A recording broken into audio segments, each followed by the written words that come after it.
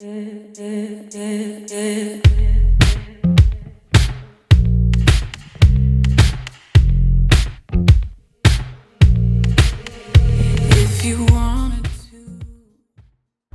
what's going on everyone? It's your boy Realms here, bringing you guys my second ever how to edit a montage tutorial.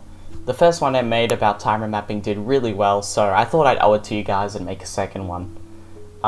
This tutorial, as you can tell by the title, is how to make 3D text in After Effects using the Element 3D plugin. The reason I'm making this tutorial is that all the other tutorials on how to make 3D text using Element 3D, they don't really go over everything, which means if you want to learn how to do all the things you want to do in this plugin, you usually end up having to watch 3 to 4 hours of tutorials, and that's just not really cool, especially since a lot of people who are starting out with this plugin aren't really experienced and don't know a lot of the trusted and good creators out there, which pretty much adds a lot more time to this researching process. So let's just hop right into it. Right here we have our cinematic. We want to track our text to the ground on the snow here, and then what you want to do is you want to get your element ready, create a solid.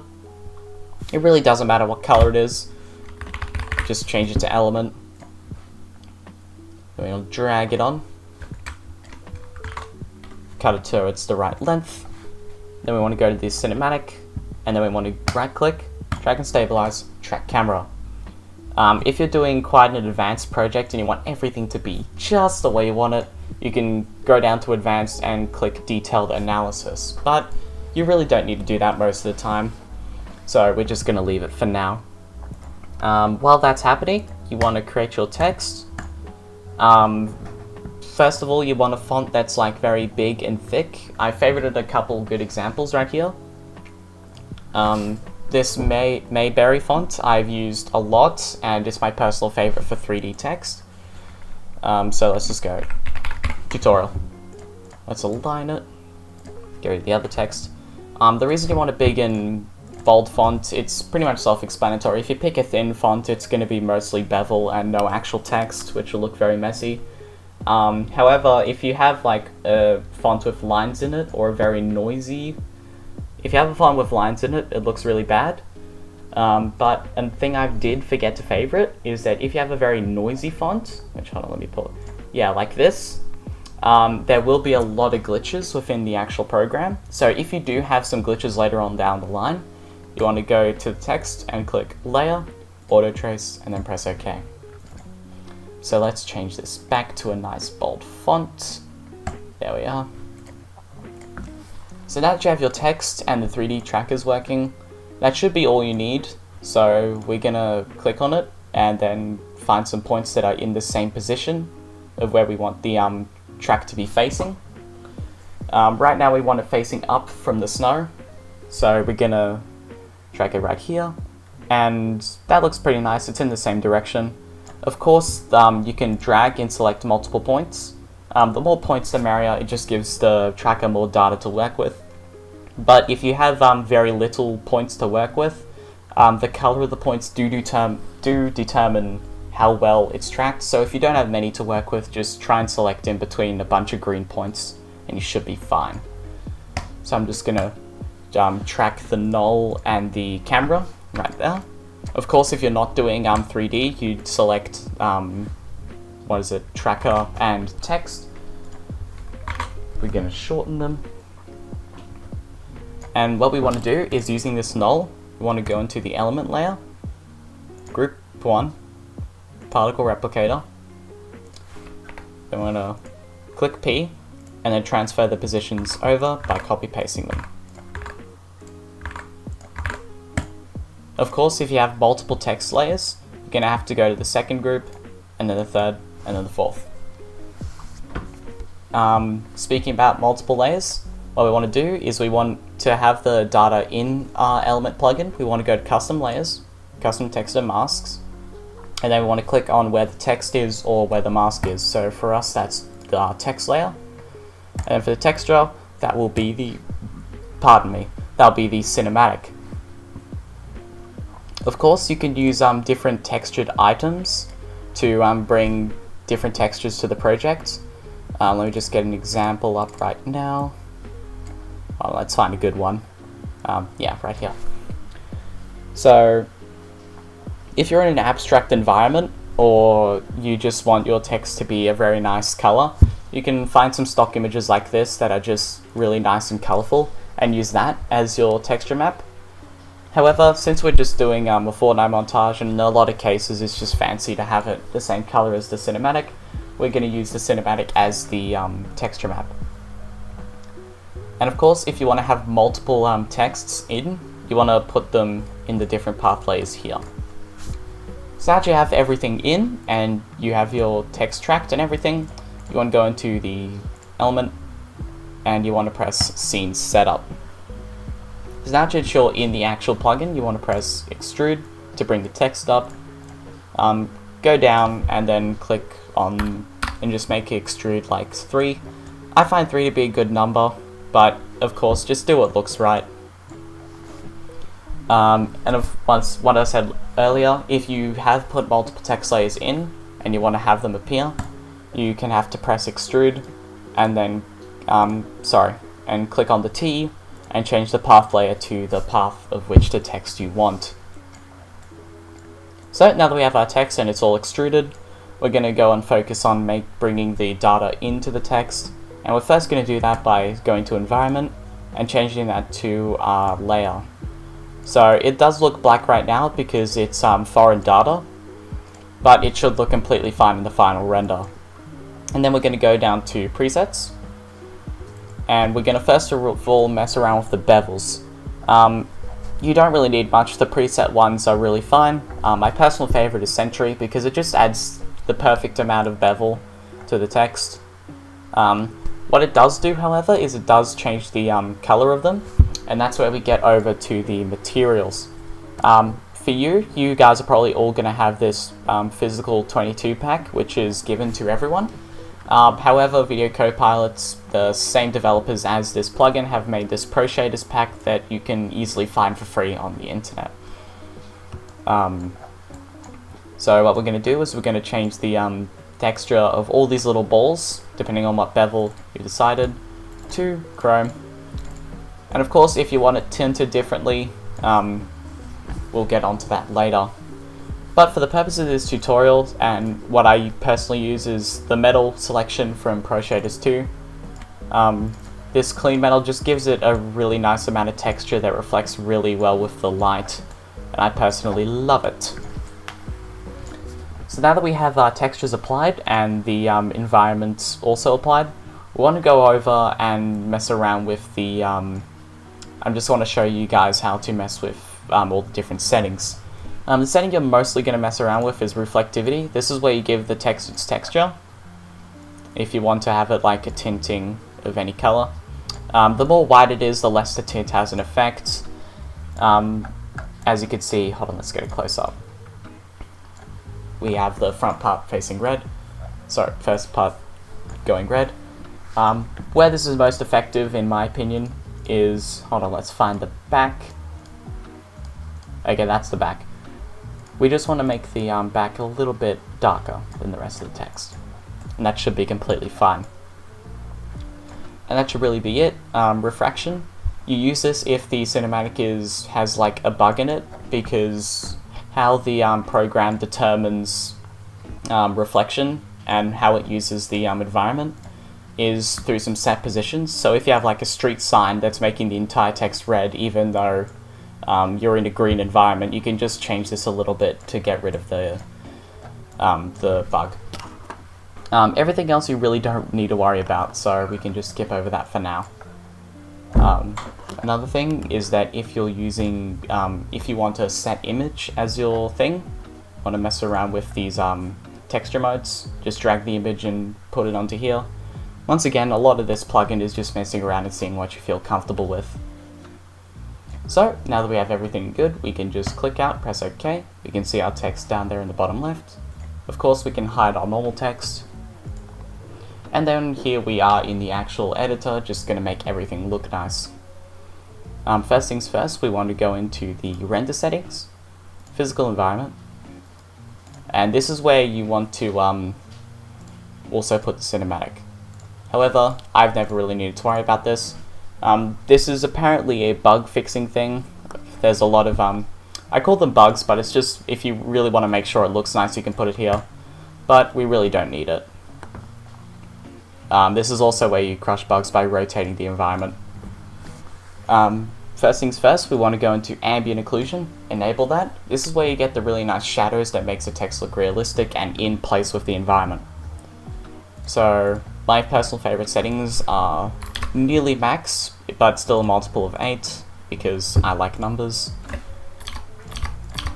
So that looks really nice. It gives it that nice depth of field that's really good.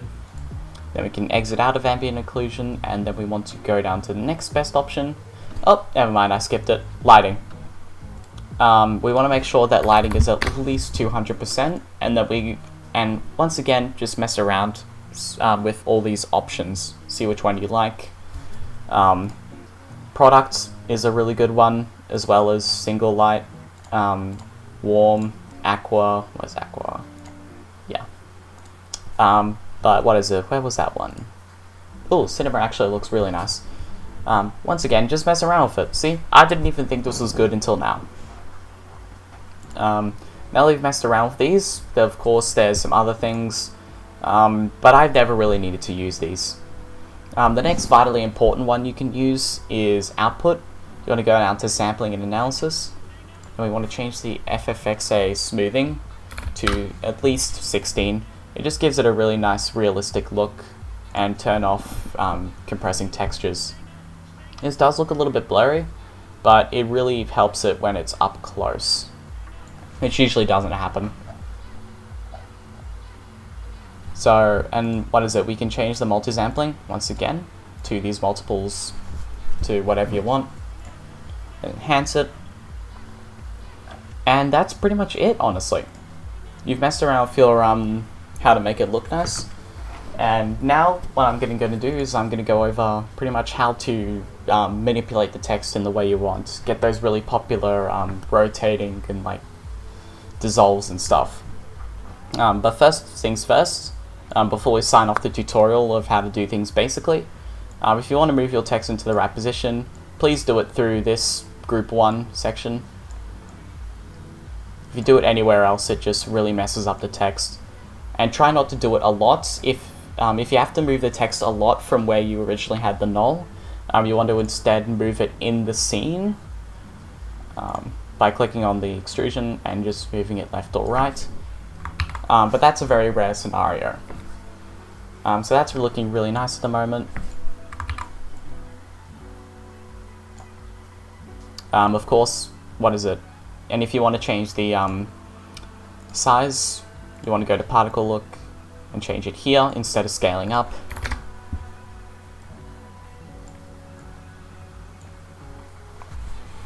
Okay, that's looking really nice. What is it? Now to get to all these popular animations and stuff, you want to go down to these two options, multi-object and deform under particle look. So if we enable multi-object, we'll have access to this multiple rotation thing you see very often in montages. The random displace X, where is it, Z, scatters. Yeah, these really nice animations you can just use to give the text some life. You can just mess around with all of these. Let's disable it for now, because since it's on the floor we can't really give it life. Then once again you can go down to multi-object. Wait, no, not multi-object, what am I saying? Deform. If you enable deform, there's a bunch of options here. You don't really need to worry about any of these except twist and bend. So for twist, if you enable it, you can get this really nice well, twisty effect that you see commonly. What is it? A lot of them are just really weird. So yeah, I'd recommend only sticking to twist X. Then there's bend, which I use a lot. Set that to something, if you have the direction set to 90, you can pretty much make it bend. Hold on, let me enable it. It makes it seem like it's wrapping around a pole. Or if you want to maybe 180. It seems like it's going up or down. Once again, just messing with this stuff gives it a lot of life, and it allows you to learn the how to use the editor. But since we have it on the floor, we don't really need to worry about any of that for now. What is it? However, there's one thing I didn't go over in this tutorial, and that's the fact that if you have your text tracked to a wall or a floor and it's not just floating in the air, to give it that final piece of life, you want to go back into the scene setup. You want to go into create and create this nice little 2D plane. You want to flip it so the texture's still showing and it's on the side you want the text to be resting. Since we want the back resting on the snow, we want to make sure the texture's facing forward. Have it even, -90, because if we have it the other way, the texture just doesn't show. Now let's get it to the back of our text. And we want to make sure we scale it up to the point where the entire text is covered comfortably. Then we go into our presets and make sure to set this to match shadow. It does what it says. It's not really a texture. It doesn't show us up as a big cube. It's just a matte that makes shadows. So if we put that now, we can see that the ambient occlusion from earlier, where is that?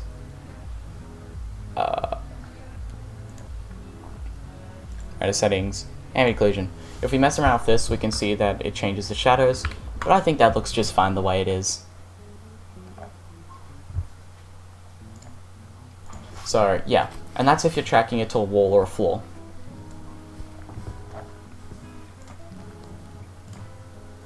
And that's really it for this tutorial. You've just finished your entire 3D text. It's looking nice. You can pretty much leave it as it is, but I'm going to go over some really popular effects that look really good with Element 3D. So if you want to, of course, most of these are plugins, so you can just look them up. I might leave links to them in the description, but who knows. First things first, you want to look for the cartoon paint. I've seen this before in multiple edits, especially from COD. But if you go into this cartoon paint and turn off the lines, bring the frequency up a little bit, it gives it this nice little glossy effect. If we go to the next one, shine. Having shine on some 3D text is pretty much one of the nicest effects out there. Of course, bring it down so the rays seem like they're coming from the text itself. And then you want to set the colorize and change it to heaven. This pretty much makes it so that the front of the text looks a lot lighter than it is. And of course you can change the tint to anything. I think a nice little blue would be nice for this.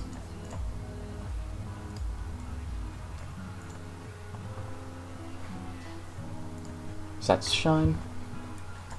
And of course it's always nice to make it more vibrant since it's not the background, so having some curves can just make it seem a lot more realistic, give it a lot more color. And that's really about it. You could, of course, if there's a lot of movement in the scene, you can put some real smart motion blur on it, but since there isn't much, we don't really need it. So, and since I'm doing what looks nice in this tutorial, I'm gonna go ahead and put the curves back on. Then I'm going to go put some rays. The reason we use shine and not rays is because rays goes off the color of the background instead of allowing you to change it, which doesn't make it look as nice as it is. So go ahead and put shine back on. Oop, how bad? Change the position. Colorize, heaven, bonk, blue, and blue. Alright, and that looks really nice. Of course you're going to have to manually track this source point, but since it's just lights, it wouldn't really matter. And that's how we make 3D text. And I'll see you guys all with the final product. Yo guys, so I'm back, pretty much a couple minutes later.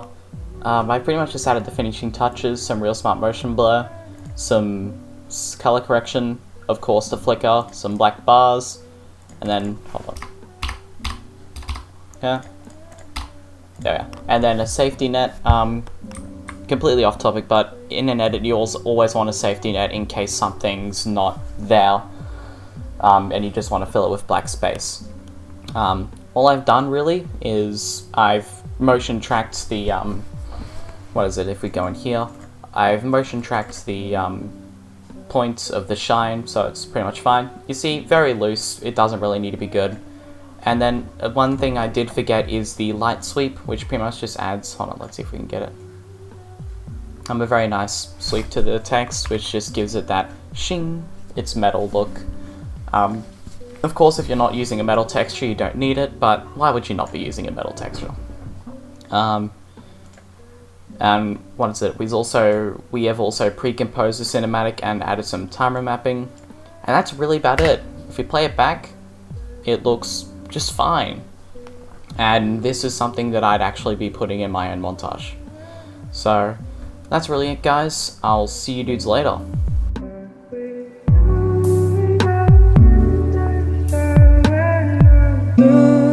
And let's do what we